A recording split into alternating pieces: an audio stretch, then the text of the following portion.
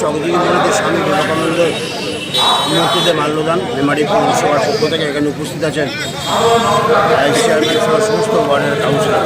স্বামীজির 180তম জন্মজয়ন্তী আমরা এখানে পালন করি।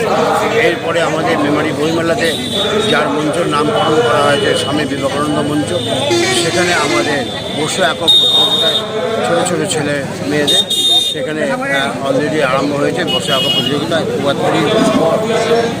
তারপরে দুপুরবেলা আছে আমাদের কুইজ প্রতিযোগিতা, স্বামী বিবেকানন্দ যে মঞ্চ সেখানে হবে কুইজ।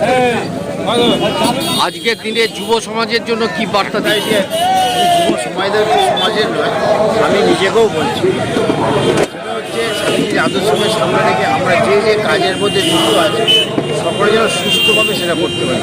অর্থাৎ আমাদের লক্ষ্যে পৌঁছানো না পর্যন্ত আমরা যেন বিরত না হয় সেই কাজটা। এটাই হচ্ছে আমরা যে পরিষেবার কাজেতে আমরা নিয়োজিত আছি, আমাদের সঠিক পরিষেবা যাতে আমরা দিতে পারি সেই কাজ আমাদের করে যেতে হবে, যতক্ষণ না আমরা শেষ পর্যন্ত 100% অ্যাচিভ করতে পারছি। আপনার নাম পরিচয়? সকল কিছু পূর্বপ্রধান মেমারি।